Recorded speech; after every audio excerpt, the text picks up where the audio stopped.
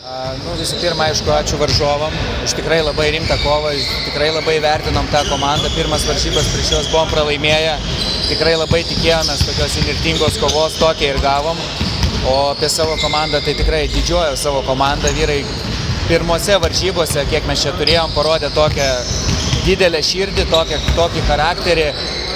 Daug kas nesigavo, bet tikrai vyrai vienas už kitą atidavė, kaip sakant, visą širdį. Tai tikrai ačiū jiems už tą kovą ir žiūrėsim, dabar lauksim pusfinalio. Sveikinu pirmiausia priešininkus su pergalę, linkim sėkmės jiems toliau.